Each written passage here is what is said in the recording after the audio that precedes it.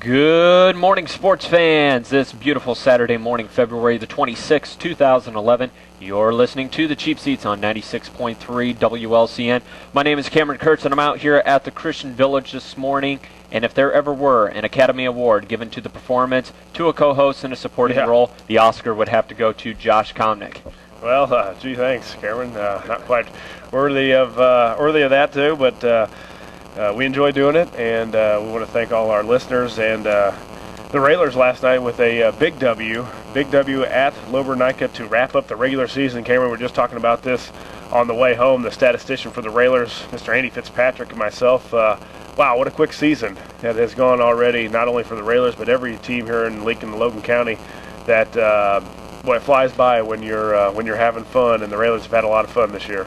Oh, the Railers have had a lot of fun, and with that fun comes a lot of success that Neil Alexander and his coaching staff has seen the Lincoln Railers produce time and time again this season. It just seemed like, Josh, the other day that we were sitting out of Roy S. for the Thanksgiving tournament at the beginning of the season. Here it is, the final game of the regular season. Comes down to the wire, as a matter of fact, and it was up to senior Brant Coyne last night with a three-point buzzer-beating three-pointer to win 66-63 in overtime, the final of that one, and we'll break down that game and some of those other Central State 8 scores later on in the show. And later on we will also have Coach Neil Alexander. He will be discussing that three-point shot last night. And also don't forget, Josh, that the Railers will be competing in the IHSA Class 3A Regional. That's coming up this week, and Coach will talk about that. And we've got games all week next week, starting with Monday night. Yeah, and Coach talked about it last night on the post game.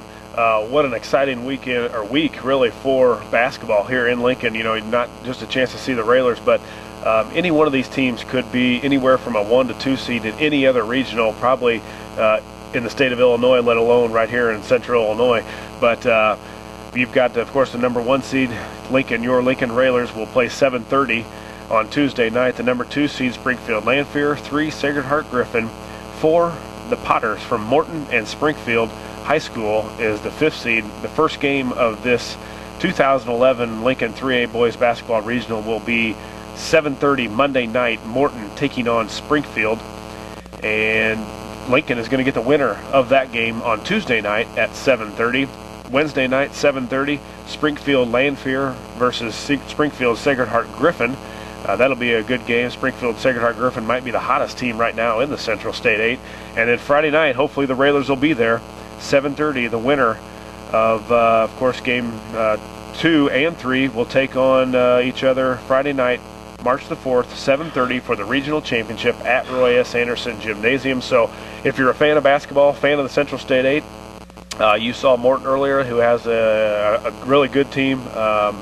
We just had a really good night against them. Hopefully, if we do play them, we have another night like that. But really good basketball, all 3 games. And then 4th, of course, the game for the regional championship will be another good one. Be a fun week of basketball at Lincoln High School. And Josh, you and I were just discussing how tough this Morton team, how tough they really are. And I think when we saw them earlier in the season around Thanksgiving time, it really wasn't a true testament for how competitive this team is. And I'm sure Coach Alexander will back us up on this. Morton last night, a winner by 20, 65-45 over East Peoria. They are the outright champions in their respective conference out of the Mid-Illini Conference. They finished the regular season at 20-7, 12-2 in conference play. So, the Potters coming off an impressive 20-win season. Anytime a high school basketball team can finish with 20 or more games, regardless of, what they're putting up, it really is saying, hey, they're a tough team. Well, you've got, exactly. In that area where they play in, Peoria area is a really tough. You've got the number 1 team in 3A state, Peoria Notre Dame. You've got Richwoods, and you're playing all those Washington, Pekin, all those some of our 4A schools even.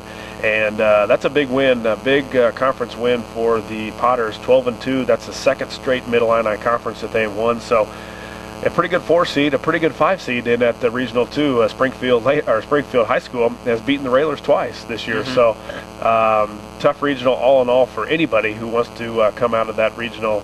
Will have a good shot at not only advancing, of course, but going on farther than even the sectional. Hitting a little bit closer to home in our conference, the Central State A Conference, saw a lot of good action last night. Josh has the scores for you, and they are as follows. Yeah, of course, Lincoln 66-63. The Railers improved to 25-5 overall, 12-4 in the conference. That's going to wrap up the Central State 8 for them. That Railers finished third in the conference, right in front of Lanphier, right behind Sacred Heart Griffin. Lanphier 63. 16-10, Lanphier ends up 11-5 in the conference. Nelson with 27 points. Brant Coyne, huge down the stretch for the Railers. Really won the ball game for him. A couple big rebounds, 4 big free throws by Brant Coyne. And then, of course, that three-pointer that iced it in overtime as time expired. Coyne with 14 and 9 boards. Nathaniel Smith, one of an off night for Nathaniel. Had played with foul trouble really all game. Smith still ended up with 14, though, a big component. Van Hook with 8 points. Everett Clemens was the leader for Lanphier, 22 points. Jalen Brigady with 11. Larry Austin Jr., 10 points for him. Really did a good job again on him, and we'll talk with Coach. Of course, Bruce Weber was in the house last night watching, I'm sure, Mr. Austin's services. Springfield was a winner. 49, Glenwood 43. Springfield improves to 15-2, 10-6 in the conference. Glenwood falls to 12-16, 4-12 overall. Thalamus Alexander finished with 16 points. Willie Wiley with 10. Peyton Allen, the talented freshman from Glenwood, finished with 17. TJ Gates with also 17. Southeast a big winner over Taylorville by 50, 75-25. Wow. Poor Taylorville. Yeah, a big game for Southeast. They finished 20-6, 14-2, the overall champion in the Central State 8. Taylorville falls to 0-29, 0-16 in the conference. 5 guys in double figures for the Spartans from Southeast. Sacred Heart Griffin, like I said, maybe the hottest team in the Central State 8 right now. Reeled off a number of impressive wins here since about a month and a half ago. 64-40 over Jacksonville. 19-7. Sacred Heart Griffin finishes the season 19-7, 12-4 in the conference for second in the conference. I'm sure that's the best they've ever finished. Jacksonville falls to 10-18, 6-10 in the conference. Still wonder how they got a number 1 seed in a regional at 10-18, but they have. Austin Ingleton with 16 points. Jared Sargent with 16. 2 guys you got to remember from Sacred Heart. You'll see a lot of those guys this week at Roy S. Anderson Gymnasium. For Jacksonville, Josh Peak, not a lot of bright spots in that game for Jacksonville, but this kid's a sophomore, and has a really, really good upside, a really good year this year for Josh Peak. He had 15 points and 17 boards. You don't see a lot of that. He's not like he's 6'9" or anything. He's 6'4", he just works his tail off underneath, and that's a pretty big rebounding total for a guy of his stature, but he's going to be a great player, only a sophomore. And the sophomores win again, 66. Lincoln sophomores 66, Lanphier 42. That improves their record to 20-3 this season.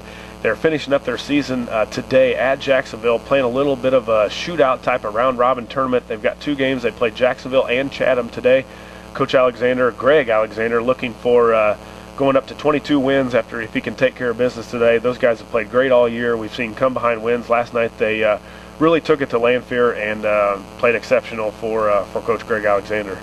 And the sophomores victorious last night, and really all across the board in the Central State 8. Really good basketball being played all the way around. And Josh, you read off some of these scores, and just looking at them myself, a lot of these scores, it really shows how much parity there is in the Central State 8 Conference this year. You could have one team, on a given night could have the number 1 and number 2 teams in the conference, and they duke it out and battle each other down to the final shot, and then very next night they could play each other again, and it could be a 20 or 30 point swing. Well, I think it really shows how much these teams get up for Lincoln, because you put Springfield in, finished 15-12, 12 losses this year for the Senators, and 2 of those 15 wins are against Lincoln, and that you look at that team and you think, well, man, they should be a lot better than their record shows, but it really shows how much those teams get up for Lincoln every time, just like Lanphier. They've got 16 wins and 10 losses, 2 of those to Lincoln, but both of those games very close. So a lot of parity. Want to throw something in also, the Railer freshmen win the Lincoln Railer freshman tournament on Tuesday night. They beat U High. I believe they improved their overall record to 20 wins and 3 losses. Another impressive season for Coach Josh McClellan and John Harmson at the freshman level. Those guys had another great season. And also want to mention that Lincoln's, on the girls' side, Lincoln High School's Emily Johnson will make it to Redbird Arena to shoot in the IHSA three-point shootout. So our congratulations go out to her. And also an area school that's making headlines that could repeat as the state champion this year on the girls' side. Bloomington Central Catholic girls will play Quincy Notre Dame. Now, wouldn't you like to? Quincy always has a good team, whether it's boys, girls. Central Catholic girls won the 2A title last year, and they're going to go for a repeat again today. So that's what's happening in area high school hoops. We're going to step aside, take a commercial break, and when Josh and I come back, we will break down news that happened in the NFL this week, and also talk about Major League Baseball and implications that news from this week have on the St. Louis Cardinals. Stay tuned. We'll be right back. And we're back out at the Christian Village this morning, and now it is time for Josh and I to break down news that happen away from basketball right now. Two sports that are kind of in their off season right now, but nonetheless they're making headlines in the news. The National Football League and Major League Baseball. First of all, Josh, let's turn to the NFL, and Chicago Bear fans will be happy to hear that head coach Lovie Smith extends the contract through 2013. The 52-year-old Smith is in his final year of a 4-year, $22 million deal. Smith finished the season last year, the regular season, with 11-5 record, made it to the NFC Championship, and of course Coach Lovie Smith took the Bears to the Super Bowl a couple of years back, and overall has collectively a pretty good resume that he's built with Chicago. Yeah, and that's probably helped him stay. I think this year was a year, make or break year for Lovie Smith. If he didn't perform, or the team didn't perform, he was probably out. And they did, making it to the playoffs, getting the first round bye, doing all those kind of things that somehow keeps a coach's job. Now, whether it's supposed to or he should have his job, I'm not sure. We'll find that out. But somebody thinks that he should, and they've signed him for, a couple more years now. So he's got the players. The Bears have spent money. You've just got to put it in play now. You got to do a lot of things of putting these players into perspective and making sure you have the right combinations and the right tools out there at the right times, and ultimately that's what every coach's job is, to make sure that you have the most talented players for the situation that you're working with at that given time. For the most part, the Bears were able to do that. They had they had some troubles. Let's be honest, they had some troubles there mid-season. You had a quarterback dilemma there where you're getting all the way down into your third string quarterback, and it's painful to see as a fan, and also it's disheartening to see as a local fan to see how the Bears are struggling. You bring in Mike Martz as offensive coordinator. Somehow or another, it seems to light a fire under them. And then when push came to shove, though, at the end of the season, they were finishing pretty hot. Well, and I think one thing the Bears have to look at is finding a backup quarterback. That was Cutler went down, and there's injuries all the time, but they don't have a solid backup quarterback, and I know it's hard to find a solid backup because nobody wants to be a backup, or you don't want to pay backup money, or guys don't want to accept backup money.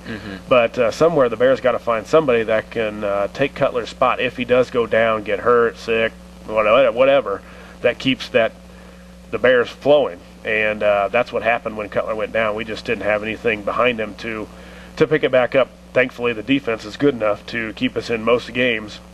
So they've got some things to look at, trying to find free agency, draft, whatever. They've got some things to look at and some things to get better at, and that's good. The only thing is they have maybe the best team in the NFL in their division, being the Packers. So they're going to have to compete with them for the next couple of years. Now, on that same note, Josh, you're talking about the draft, and a note that I have here kind of on our agenda, talking about the NFL Combine, and a lot of those prospects have been working out all week, been taking interviews with the media. Do you think that this particular draft is a draft where the Bears would like to go for a quarterback in some of the later rounds, maybe trade up to get perhaps a third or fourth round pick, or do you see the Bears even using a draft pick and trying to get somebody in free agency? Well, I don't think you can get a quarterback. I mean, yes, you can get a quarterback, but is he going to be ready, or is he going to be better than the one you have now, a rookie? No, probably not. So the quarterback position, I think you got to find somebody out there that's getting released, or wants to find a new place or something like that where you can work up a deal.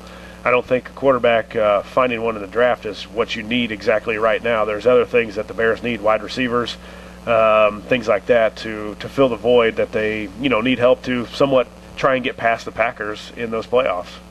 Alrighty, so moving on now to Major League Baseball news, and St. Louis Cardinal fans were disappointed this week at the news that they will lose right-handed pitcher Adam Wainwright for the entire season and then some. The 29-year-old Cardinal right-hander will require Tommy John surgery on his right throwing elbow. Initial reports indicated that Wainwright felt some discomfort toward the end of last season. However, MRI and tests that were done came back negative, didn't really require surgery at that point. But then again, you come to spring training, and for some reason, this is where they pick it up now. As a Cardinal fan, I'm a little disappointed. I would like to think that perhaps something like this you could have picked up maybe a couple of months ago, had the surgery in the off season, and therefore would only miss this year instead of missing the entire season this year and then a significant chunk of next year as well. Yeah, you hear a lot about that, and for whatever reason, I don't know if the pitchers in the off season don't throw full strength, or you got to think that they're well conditioned, their arms are in shape once they hit spring training, maybe not at 100%.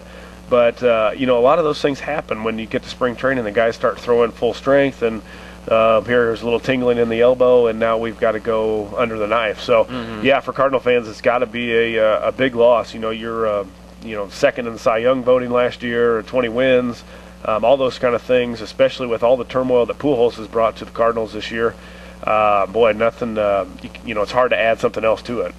And then also you have to take a look at the success rate that a lot of these pitchers have when they go under this Tommy John surgery. Cardinals pitcher Chris Carpenter underwent it a couple of years ago. He's actually one of the success stories who came back from it, came back just as good as ever.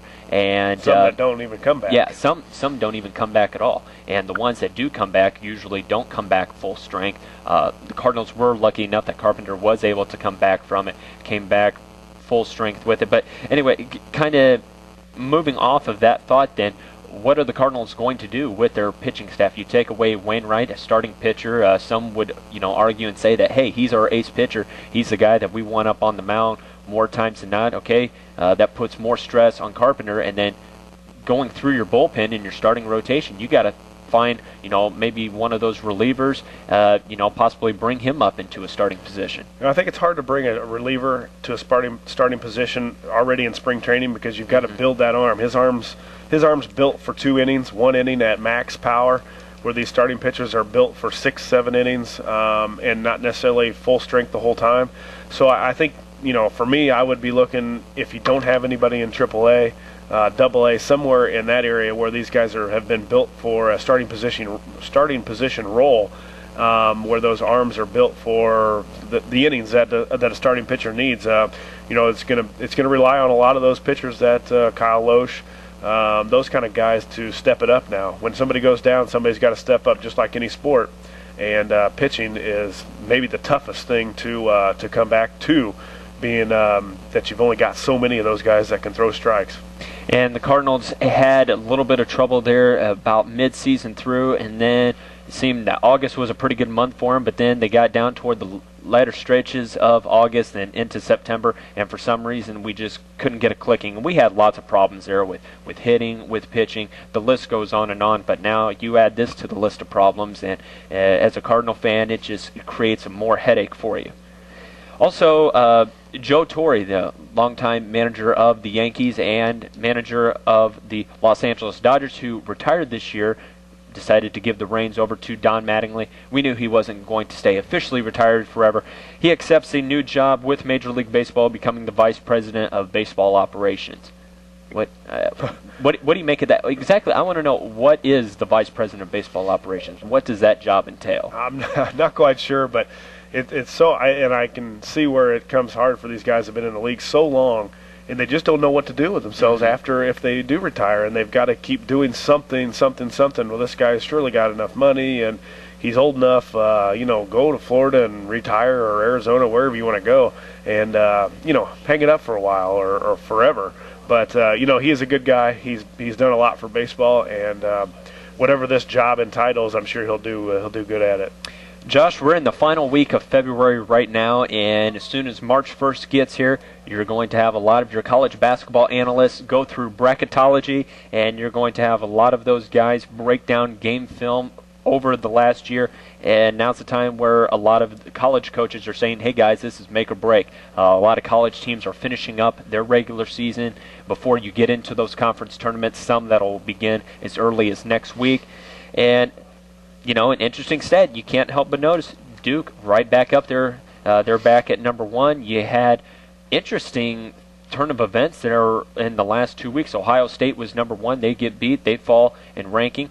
Kansas was at number 1 just for a very short time. They lose to Kansas State. That puts Duke back at number 1. They have a tough test tonight at Virginia Tech tonight at 8 o'clock. But a team that we really want to focus on, and a team that might have a little bit of trouble making the tournament, is Bruce Weber's Fighting Illini. They have a tough test tonight, a Big Ten conference opponent in Iowa, a game to be played 6 o'clock tonight at Champaign. That game, of course, is going to be on the Big Ten Network tonight if you want to tune in for that at 6 o'clock. Illinois, the past 2 road trips have been losses. I mean, you got to throw that in there. 2 conference games that you have to play on the road at Michigan State and Ohio State. You lose both of them. And, Josh, it's at that point of the season now where you really have to start questioning. Well, the 2 road losses aren't as big as for me as if they can take care of the home wins. They've got Iowa at home. They got to travel, I believe, to Purdue also yet. And then they've got somebody coming back for a home game. If they can take care of those 2, what the experts are, I'm hearing, if they can take care of their 2 home wins, which would be today, and then when I can't remember when that other game is coming up soon, if they can take care of those, they say Illinois is in. Right now they've got them at, I think, a 9 seed. The Lenardi, the bracketologist guy, has them at a 9 seed, which is tough because the next game is a number 1 seed, but at least they're in. You can take your chances when you get there, so you got to get in, but the Illini have to take care of 2 big home wins. Got to be wins. If they don't win those, maybe even get 1 out of 2, I'm not sure they're in. And also with the Big Ten Conference Tournament that's going to be coming up, that could probably be a pretty good indication for the Illini and some of those opponents that will be those higher-seeded teams in the tournament. I know Jake, the furniture guy, would probably back us up, and he would love to hear us talk about Big Ten basketball, and we said it all along as soon as the season started, how stacked the Big Ten has been this year. You have Ohio State, who had the number 1 ranking there for quite some time. You've had Illinois, where, well, let's face it, you know, they're a team very much similar to Lincoln. Any given night, they could give any team fits, but then at the same time, you know, they have their own problems, and any team has its own problems. But what's really interesting is nobody's out right now. Nobody's out, even the teams that have disappointing seasons, if you want to call it that. Hey, toss that all aside. It's what you do in the conference tournaments and how you play in this final stretch of the season that's going to determine those seedings. Well, a lot of things happen in the conference tournament. One, because somebody that's not supposed to get in can always win that conference tournament, so it knocks out somebody that's supposed to be in. So crazy things happen in the conference tournament, and that's what's kind of exciting about NCAA basketball is that team that's 2-14 in the Big South has a chance to get in because they put together 4 straight great games and won the conference tournament. And some of the smaller schools that are small schools but having a big impact, probably too, that you can't help but notice, are San Diego State and Brigham Young. San Diego State coming in at number 6 with their overall ranking, BYU at number 7. They've got that talented player in Jimmer Vidette. And, Josh, these teams, it's not a case, an example of teams that have come on pretty strong in the last couple of weeks. These teams have been red hot all year. Yeah, they have been, and they've put together some solid resumes, you know, as of the rankings. So it'll be interesting to see. I think they play tonight, so that'll be a big game. I'm sure on TV now as highly as those guys have done and well as they've done this year. So it'll be interesting to see how they fare if they stay the course and play the way they have been. All right, Josh, we're going to step aside and grab our second commercial break of the broadcast. And when we come back, we will have Marcia Cook on from the Christian Village. Stay tuned. We'll be right back. And we're back out at the Christian Village, Cameron Kurtz and Josh Komnick, and we're joined with Marcia Cook, who is the community nurse liaison with the Christian Village. And Marcia, thanks for having us out here today. And what's one of the things that sets the Christian Village apart from other nursing centers in the area? We are Lincoln's only faith-based retirement community, and we are a continued care retirement community, meaning we have several levels of care. We have the independent living, and then this building we're in here is senior apartments, and they have meals, housekeeping, and activities. And then we have the full-service nursing center too, with long-term care, rehab, and memory care. So, there's several in the area, nursing homes. What is one of the things, or is there maybe a checklist that people need to look at when they're taking the tours, or looking at what's one of the best ways in someone for choosing a nursing home? What are some of the things they need to look at to best fulfill what they need? Well, we recommend that somebody goes to Medicare.gov. It's on the website, and you can go to Nursing Home Compare, and it's an unbiased opinion from the government on many different areas that they rate us in, and it's a 5-star rating. Actually, we've been a 4-star continually, and they do those every quarter, so we recommend that people go onto the website first, and then always come in for a personal tour. Go take a look and get a good feel of the place, and you meet the staff, and can just take a look for yourself of what you want, and that's the best way, we think. Sure. You talk about those tours, and I'm assuming anybody can come out here for a tour of the facility. How and when, what's the process that goes through all of that? They can call in to set up a time with myself or Julie, and then we can do that anytime, on the weekends or evenings, because we know lots of times the families, they work, so they don't have time during the day. So they just give us a call, and they can also do a walk-in at any time too. And if one of us aren't there, the supervisors can actually tour anywhere in the building and over here at the congregate too. So they can call us or just do a walk-in. Sure, great. Anytime, any available is Marcia and their staff. Big question when you're looking at any place that you're going to be living, or how does someone pay for their stay, and how does that be paid, and how does all the payment take place necessarily here at the Christian Village? That's a great question. A lot of people ask that. There's different options. If somebody has a hospital stay and they are admitted to the hospital and have at least 3 nights in the hospital, they can come to a nursing center that's approved by Medicare, which ours is, and Medicare and their supplement can pay for up to possibly 100 days, 100%. And they also have a 30-day window. If they go home from the hospital, they have a 30-day window. They can still go into a skilled nursing and have Medicare and a supplement pay for that. And then, of course, there's private pay, long-term care insurance, and then just private insurance, and we have Medicaid also. Medicaid is where the state pays for their stay, somebody that has low income. And we actually have about half of our residents Medicaid, and we're able to provide them with a great stay by having support from the churches and local friends that help us to provide for care for them. Well, that's very reassuring and very comforting to know that there are those resources out there.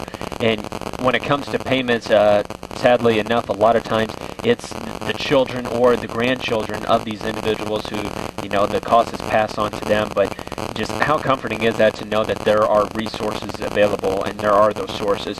But I know that the Christian Village in recent times and this year, you guys have done so much for the community, getting the community involvement and kind of tying in with the cultural attainment of Lincoln and Logan County. Do you have any public events that are coming up here in the next couple of months? Yeah, we just got done with a state planning seminar by Larry Simonson. He's our certified financial planner with Christian Homes. And then next month on March 22nd at noon here at the Senior Apartments, we're going to have a healthy nutrition and aging. And our registered dietitian is going to be here and is going to speak on choices for healthy living and aging. And that's a big thing that, they're working with, and the government is trying to push more, trying to prevent, disease management and stuff like that with nutrition. So it's really a big focus with even the government and Medicare. So that's one of the things that we're going to offer. And then going forward, we're going to do our Ethnic Fest again in May, and we'll have details on that later on. That's a huge success. Yeah, the better weather, the more things you get to do. That's right. Outside here on the lovely campus of the Christian Village. Anyone wants to come and check out the campus, has questions regarding any of the senior resources, who do they contact and how do they get a hold of you? They can contact myself for senior resources. I'm actually the co-chair of the Senior Issues Task Force here in town. And so one of the things we've done is compiled a list of all the resources for seniors. And we have booklets, and they can actually just come by and pick one up here at the Christian Village, or they can go to the Healthy Communities Partnership website and actually download their own resource booklet. But they can always stop by here, 1507 7th William Street, Lincoln, or give me a call at 217-732-2189, and I'll be happy to meet with them. All right, Marcia, thank you very much for having us out here, and we thank the Christian Village for everything that they've done for the Cheap Seats program. Marcia Cook is the community nurse liaison here at the Christian Village. We thank Marcia for taking time out of her schedule this Saturday morning to be with us. We're going to step aside, take another commercial break, and when we come back, we will have Coach Neil Alexander on to break down the action from last night's game. We'll take a short break, but we'll be right back. And we're back out at the Christian Village this Saturday morning. Cameron Kurtz and Josh Komnick here on 96.3. And we're joined this Saturday morning and every Saturday morning by Lincoln basketball head coach Mr. Neil Alexander. And Coach, Lincoln a winner last night, 66-63 in overtime. First of all, congratulations to you and your coaching staff for picking up the win last night. But turnovers were a big factor in the game last night. Lanphier turned the ball over 21 times, and I know that you kind of mentioned in the postgame a little bit that that was probably a big reason for your success last night, and probably one of the areas that was kind of defending for them. Yeah, we turned it over 21. I think they had 19, but that's something that we have to be better at, and we did not attack their pressure very well. We didn't want to show them a lot of adjustments or how we want to attack them, simply because Friday night, this coming Friday, could be another matchup with them. So you want to try to keep a lot of secrets in the bag. I'm sure he's got some in his bag as well. So, we will definitely attack them a little bit different the next time if we have to play them. Hopefully we get a chance to be in that situation. Yeah, we want to be playing Friday night, as we talked about earlier. Lincoln is going to be playing Tuesday night, 7:30. They're going to be taking on the winner that plays Monday night, 7:30, Morton and Springfield. Coach, back to the game last night. First half, really a half of runs. It seemed like if whoever didn't turn the ball over was scoring. There weren't a lot of rebounds. I think the Railers finished with like two or three defensive rebounds in the first half, and a lot of that was either one, it was a turnover by Lanphier, or two, they were putting it in the hoop, and kind of vice versa. Same thing with the Railers. We were either turning it over or we were putting it in the hoop. We would go up on a 7-0 run. Lanphier would come back on a 5-0 run. Kind of something that we saw back at Roy S. Anderson, where there were a lot of points being scored and a little bit less of defense. Well, no doubt, but their offense is about their defense, yeah. And if you don't turn the ball over, they have a hard time scoring. And you take 21 turnovers. I don't know how many points we gave up on those 21, but that leads to a lot of easy baskets and scores and so forth. So the turnover is a very important part to us. Yeah, points off turnovers. The Railers had 21 points off Lanphier's 19 turnovers. Lanphier had 23 points off of the Railers' 21 turnovers. So a lot right there with the turnovers. But Coach, getting into some of that more in the first half, really a guy that was kind of silent all game was a guy that really hurt us back at Roy S. Anderson was Kendall Murdoch. He just looked a totally different player than he was at Lincoln. Passive, didn't go to the hoop. I think the Railers, though, also did a good job of really collapsing on him in the middle. Was that a game plan that you guys had set up through the week on if Murdoch got the ball, what do we do when he gets it? Well, we wanted to, not let him have it, number one, but when he did get it, he'd like to bring the ball down, and we wanted to attack it, and then we wanted to make sure that he was challenged on his jump shots. So, and then you got to keep him off the board because he takes up the whole lane. For as big as the guy is, he's pretty... he moves very well, yeah. Got a great touch on Yeah. the ball. He's pretty solid in there. So we done a pretty good job on him. And then, it's hard to hold that whole team down because they're just full of athletes all up and down the lineup. Coach, in a game that sees a lot of turnovers and a lot of points scored off those turnovers, a big area is going to be how well you shoot at the free throw line. Lincoln did a lot better job of shooting from the free throw line than Lanphier did.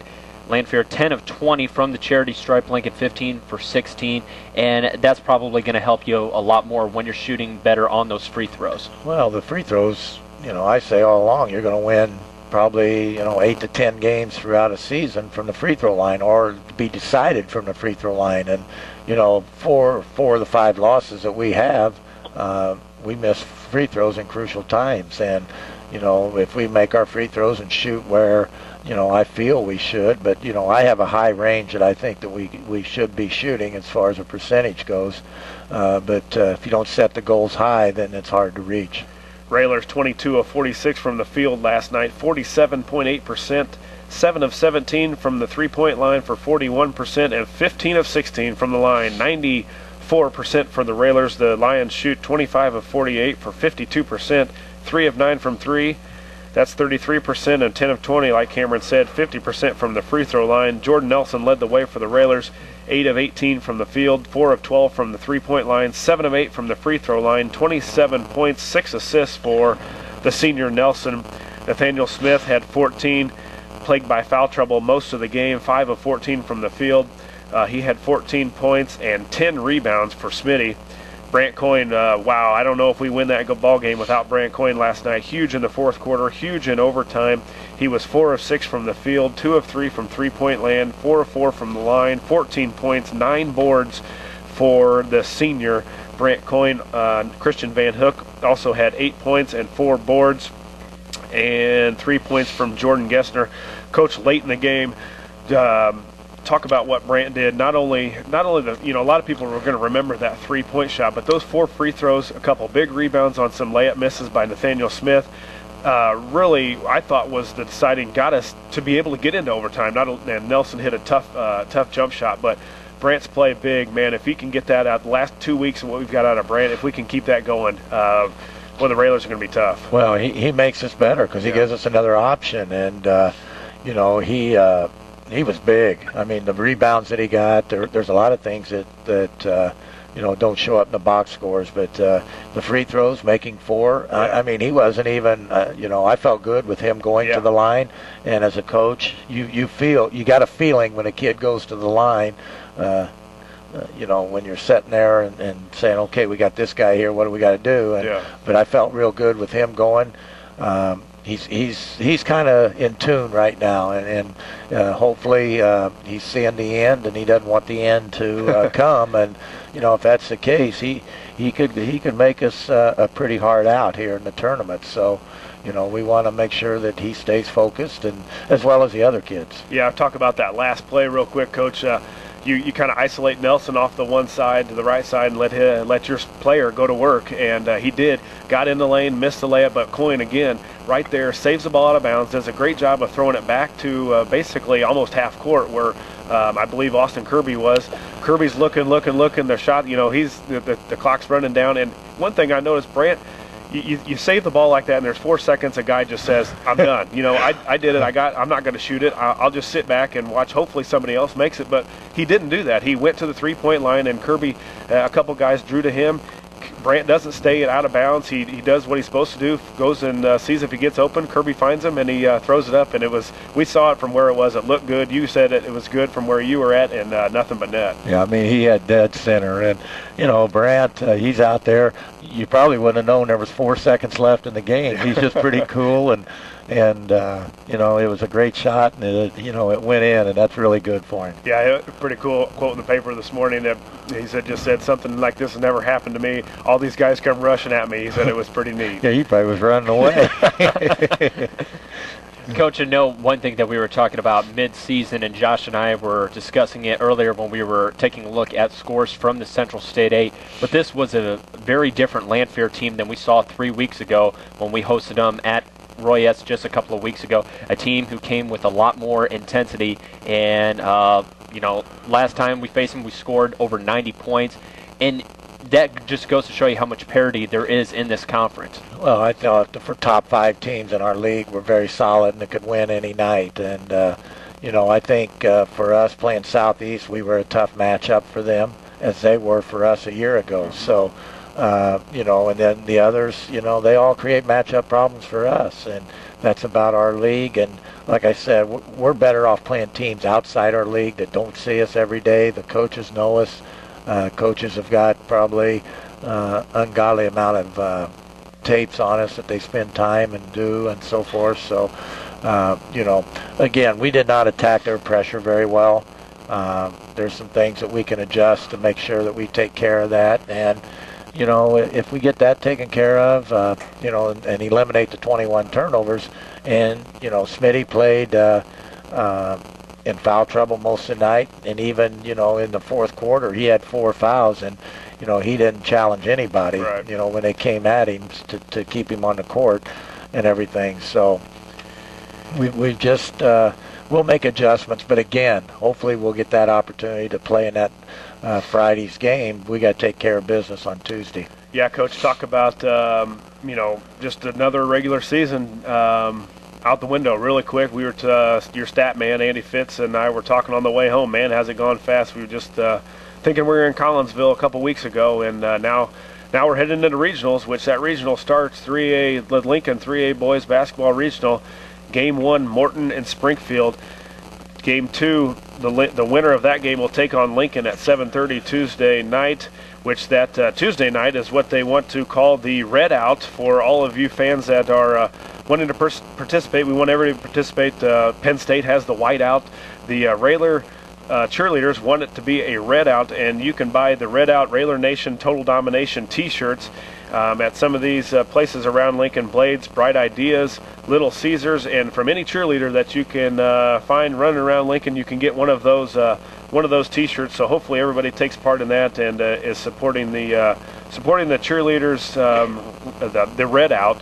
But back to the regional game, Coach. 7:30 on Wednesday will be Springfield Lanphier and Sacred Heart Griffin. Maybe the hottest team in the conference is Sacred Heart Griffin, and then Friday night that boys regional championship. Hopefully the Railers are in it, taking on either Lanphier or Sacred Heart Griffin. We talked about it. You talked about it last night. Great week of basketball out at Roy S. Well, there'll be 4 nights if you're not doing anything. There'll be 4 great games, you know, and I don't think I've ever been involved with a regional where all 5 teams have an opportunity to win it, or, you know, have the ability to win the tournament. And you know, we have to thank the IHSA for that, for setting those things up. You know, just like the girls down in Springfield. Yeah, that's unbelievable. You know, you had 3 of the top 6 teams in the state, and the girls 3A playing the same regional, where you know, again, the tournament's set up. We play a certain kind of tournament in the southern part of the state compared to the northern part, and it's not right. And you know, I don't have a lot of good feelings or feel, you know, good about the way our tournament is ran, because I think they used to have it set the way it should be, and everything. And but you know, we got to deal with it. It's not going to change. We have to play the teams that are in front of us, and you know, it's just going to be very, very intense this week. Yeah. I think every game will be intense, and I could foresee every game not being more than a 10-point winner. Yeah, I'm taking first game Morton over Springfield. Morton was a winner 65-45 over East Peoria. They finished 20-7, 12-2 in the Mid-Illini. I'm going to pick Morton over Springfield in the first game, so I believe we'll be taking on the Potters Tuesday night, which is a team, you know, if it is Springfield, they've already beaten us twice. If it's Morton, we played maybe one of our better games, had to be one of our better games this season, beat them by somewhere around 30, and boy, it seems like they've improved. They play a tough conference. It doesn't matter who's coming out, doesn't matter who you play on Tuesday, doesn't matter who you play on Friday.